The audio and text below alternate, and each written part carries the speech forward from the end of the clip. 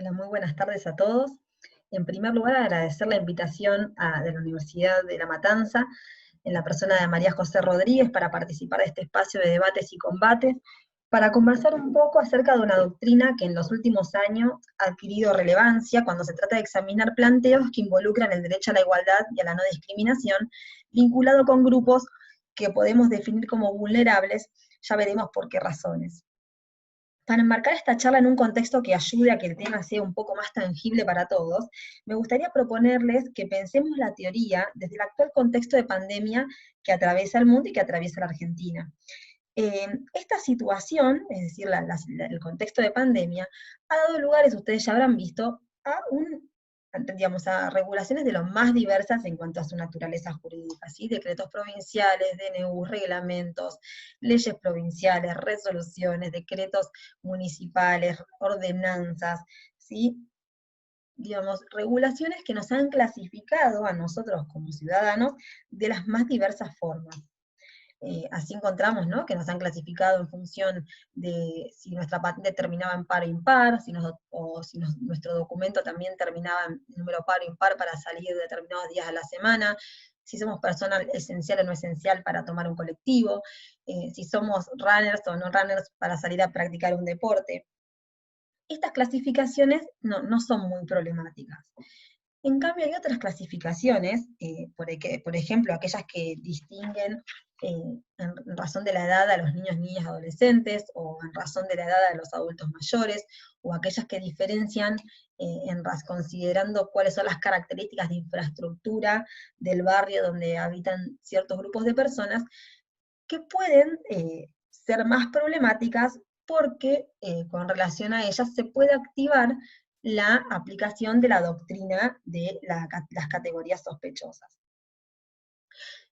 Esta doctrina de las categorías sospechosas va a traer algunas tensiones entre el regulador y la clase afectada, ¿sí? Porque las personas que se vean afectadas por esta norma van a tratar de, digamos, de hacerla caer mediante una declaración de inconstitucionalidad, y quienes han dictado la norma van a pretender sostener su validez porque considerarán que necesitan que esa norma siga integrando el ecosistema de normas que está destinado a contener desde lo regulatorio la pandemia.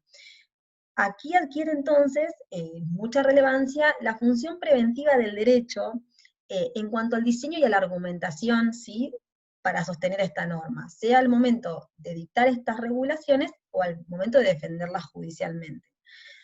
¿Por qué? Porque nosotros sabemos que cuando estamos frente a una norma que contiene una categoría sospechosa, la norma va a estar afectada por una fuerte presunción de inconstitucionalidad, y va a quedar sujeta a un test de constitucionalidad severo que le va a exigir a quien pretenda sostener su validez, es decir, al Estado, demostrar que la norma persigue fines sustanciales y no de mera conveniencia, y que los medios elegidos para el logro de esos fines son los menos restrictivos de los derechos en juego. Es decir, es un test que no es imposible, pero es bastante complicado de sortear en orden a mantener la validez de esa norma, ¿sí? Este test, digamos, se caracteriza, ustedes verán, por ser un test o un control de constitucionalidad de excepción, ¿sí? Porque en nuestro sistema, nosotros sabemos que las normas por regla se controlan bajo el test de razonabilidad, que lo que hace es que, digamos, en razón del cual el juez tiene una posición de deferencia, ¿sí?, hacia las elecciones hechas por el legislador, y que en virtud de esta posición de deferencia es un test que se caracteriza porque parte de presumir la validez o la constitucionalidad de las normas, y queda ceñido en lo sustancial a examinar que el ejercicio de los poderes de los demás estados se mantenga dentro de los límites que vienen dados por la razonabilidad y que no avance sobre prohibiciones específicas contenidas en la Constitución o en las leyes, según el caso, porque, ya se ha dicho, se considera que no es facultad de los jueces juzgar el acierto o la conveniencia del medio que eligió el otro poder en el ámbito de sus atribuciones para alcanzar un fin determinado, ¿sí? Entonces, la regla es el test de razonabilidad, y la excepción es este test severo que se aplica cuando nosotros nos encontramos frente a categorías sospechosas, o a normas que portan categorías sospechosas. En el ámbito nacional, las categorías sospechosas, si bien se habían utilizado en algún otro precedente, como en el precedente Repeto, se incorporan definitivamente con el precedente Hooft de la Corte Suprema, en el cual se analizó una norma que distinguía en función del origen, o en razón del origen nacional de la persona que estaba involucrada, ¿sí? Considerando si era argentino nativo o naturalizado o por opción. Considerando que la norma distinguía con base en el origen nacional, la Corte concluyó que la distinción era sospechosa. Para arribar a esta conclusión, tuvo en cuenta lo que podríamos denominar criterio normativo, ¿sí? La Corte en Hooft, y a partir de Hooft, señala que cuando las normas distinguen con base en un criterio o motivo vedado en los tratados de derechos humanos, en la Convención Americana, en el Pacto Internacional de Derechos Civiles y Políticos, o podría ser también la Convención para la Protección de los Derechos de los Adultos Mayores, cuando la norma distingue con base en un criterio vedado por los tratados, se va a considerar que esa clasificación es sospechosa, ¿sí? Este criterio de la Corte se sostuvo luego en distintos precedentes, como Mantecón Valdés, Gottschall, en los cuales se distinguía con base en la condición de extranjero, que es un motivo vedado por los tratados, o también, por ejemplo, en Sartarián, donde se distinguía con base en el sexo, que es otro motivo vedado. Así, ¿no? Y en pocas palabras, para concluir en el carácter sospechoso de una distinción, basta, en principio, con que la norma diferencie con base en un motivo prohibido por los tratados. ¿Es suficiente este criterio? Entiendo que no. ¿Por qué? Para poder entender por qué no sería suficiente, hay que estar a los orígenes de la doctrina de la categoría sospechosa. Esta doctrina tiene sus orígenes en el precedente Caroline Products de la Suprema Corte de los Estados Unidos, en el cual en una nota al pie, ¿sí? La nota al pie número 4, se justificó por primera vez la idea de que se podía habilitar en ciertas ocasiones que el juez analizara las normas no ya por el test de razonabilidad, que era insuficiente para estos casos, sino por vía de un test especial de excepción. ¿Cuáles eran esos casos? Porque, digamos, no es que el juez puede cuando quiera optar por un test de excepción. Eso tiene que estar justificado porque de otro modo se vulneraría el principio de división del poder. Entonces, ¿cuáles eran estos casos de excepción? Cuando estábamos frente a grupos que podían identificarse como minoritarios desde la óptica de que no pueden participar efectivamente del proceso político, que por regla es mayoritario, es de mayorías, que es el que en definitiva dicta las normas que perjudican a estos grupos, ¿sí? Como estos grupos no pueden corregir la situación de desventaja en la que los coloca la norma por vía de los canales democráticos regulares, es decir, por vía de, digamos, de su participación en las legislaturas, a través de sus representantes y demás, porque son minoritarios desde esta óptica, entonces en esos casos el juez va a estar habilitado a controlar esa norma por vía de un test que no sea el de razonabilidad, donde él es diferente hacia la norma, sino por un test que le permita a él controlar más intensamente la regulación. Solo en ese caso se va a justificar que el juez sea llamado a intervenir en el proceso político por medio del escrutinio severo o test estricto, como lo denominan en los Estados Unidos.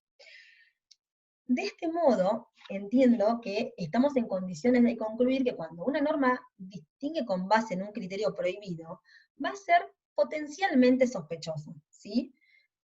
¿Cómo corroboro yo, entonces, la naturaleza sospechosa de la distinción?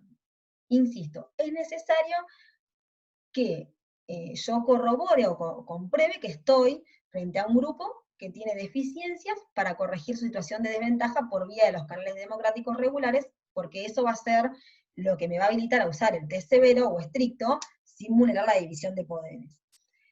¿Cómo corroboro que estoy frente a este grupo, o sea, un grupo de esta naturaleza? Acudiendo a una herramienta que se llaman factores o indicios de sospecha. Son herramientas que ya las tienen muy trabajadas el Tribunal Europeo de Derechos Humanos y también algunos superiores tribunales y cortes de Latinoamérica, que ellos dicen, bueno, yo tengo que corroborar, o puedo corroborar que el grupo, para poder considerar que es un grupo desventajado en los términos señalados anteriormente, tengo que corroborar si presenta algún indicio o factor de sospecha. ¿Cuáles son esos factores? Por ejemplo, que la norma distinga con base en rasgos que son innatos, que son inmodificables para el individuo, o por ejemplo que la norma tienda a reflejar estereotipos o preconceptos de la clase, ¿sí? Que hay que modificarlos porque son preconceptos o estereotipos negativos, o por ejemplo cuando se trate de distinciones que afectan a una clase que ha sido históricamente discriminada. El proceso lógico de razonamiento sería el siguiente. Frente a una norma, la primera pregunta que me voy a hacer es si la norma distingue con base en un motivo vedado en los tratados de derechos humanos. Si no distingue con base en un motivo vedado, es una norma común y corriente, ¿sí? Que se analiza bajo el test de razonabilidad. Si la respuesta es sí, distingue con base en un motivo vedado, voy a estar frente a una categoría potencialmente sospechosa. Ahora bien, ¿la clase está afectada o porta uno o varios indicios de sospecha? Si la respuesta es no, entonces no voy a estar frente a una categoría sospechosa o a una norma que porta una categoría sospechosa, con lo cual la voy a analizar bajo el test de razonabilidad. Este sería el caso, por ejemplo, de una norma que distinga con base distinga en razón del sexo, que es un motivo vedado, pero perjudicando o afectando los derechos de los varones, ¿sí? En ese caso, yo no puedo sostener que con relación a esa clase, a ese grupo de sujetos, identifico algún factor de sospecha. No es un grupo que haya sido históricamente discriminado, las normas generalmente no reflejan estereotipos negativos del grupo, con lo cual solamente es una categoría potencialmente sospechosa, la norma es común, la analizo bajo el test de razonabilidad, que incluso, digamos, podría llevar a la inconstitucionalidad de la norma, ¿no? Pero se analiza bajo el test de razonabilidad, porque no va a estar justificado usar un test de excepción. Y en cambio, si mi respuesta es sí, yo digo, bueno, con relación a ese grupo, yo identifico que la clase está afectada por uno o varios indicios de sospecha, la respuesta es que voy a estar entonces frente a una clasificación sospechosa, ¿sí? Sería, categoría sospechosa es cuando yo tengo una norma que distingue con base en un motivo vedado, y además con relación a la clase, identifico que porta uno o varios indicios de sospecha. En ese caso se va a justificar, por las razones que he explicado anteriormente, a analizar la norma bajo el test severo, ¿sí? Actualmente, en el contexto de pandemia, para que lo podamos ver con un ejemplo, ¿dónde nosotros podríamos sostener que hay categorías sospechosas? Un caso muy claro, me parece a mí, es con las normas que afectan a los adultos mayores. Con relación a ellos, yo puedo identificar, por ejemplo, que es una norma que distingue con base en la edad, ¿sí? Un motivo vedado por los tratados, especialmente, si quieren, hay una convención americana que tutela específicamente los derechos de los adultos mayores, y además, este grupo, o sea, el de los adultos mayores, es una clase con relación a la cual yo identifico factores o indicios de sospecha, ¿sí? Porque es una clase que, si ustedes ven, las normas, más que a regular cuando se refieren a los adultos mayores, generalmente tienden a reflejar estereotipos de esa clase, estereotipos negativos, como su poca autonomía, la poca posibilidad que tienen de valerse por sí mismos para tomar ciertas decisiones, a partir de sus condiciones físicas, sin atender a las condiciones mentales. Hay, generalmente es algo que nosotros podemos verlo con facilidad. Con lo cual, en este caso, es claro que vamos a estar frente a una categoría sospechosa cuando haya una norma que distinga en razón de la edad afectando a los adultos mayores. Lo mismo podemos decir con relación a los niños, ¿sí? Cuando se distingue en razón de la edad afectando niños, niñas, adolescentes, también vamos a poder llegar a la misma conclusión. Entonces, ¿qué hacemos en estos casos? ¿La norma es inconstitucional? No. No quiere decir que cuando estamos frente a una categoría sospechosa, eso conlleva que la norma sea inconstitucional, sino que va a quedar sujeta esa norma a este test severo del que hablábamos, que va a requerir un esfuerzo adicional de quien pretenda sostener la validez de la norma, que no debería hacer si la norma se controlara solo por el test de razonabilidad. Entonces, es importante por esto que tengamos herramientas para identificarlas ab initio, de tal modo de que al regular ya estemos prevenidos de esta circunstancia, digamos, que viene dada porque al afectar a una clase con relación a la cual se activa la doctrina de las categorías sospechosas, esa clase va a quedar, esa norma, perdón, va a quedar sujeta a un test particular. Esto es importante al tiempo de regular y también al tiempo de defender la norma para que, sabiendo que va a quedar sujeta a ese test, nosotros podamos dar, digamos, los argumentos que nos permitan sortearlo, acreditando estos extremos que les señalaba al inicio de esta charla. Espero que haya sido de utilidad. Si quieren profundizar en esta doctrina, hay un libro de mi autoría que está publicado en Astrea, que se publicó ahora hace unos poquitos días, donde se analizan todos los orígenes de la doctrina, su evolución en los Estados Unidos, en el Tribunal Europeo de Derechos Humanos, y también en los distintos tribunales de Latinoamérica que son referentes en la materia. Es muy interesante la doctrina. Y bueno, les agradezco el tiempo, nuevamente a María José Rodríguez por la invitación, y quedo a disposición para lo que precisen. Buen fin de semana.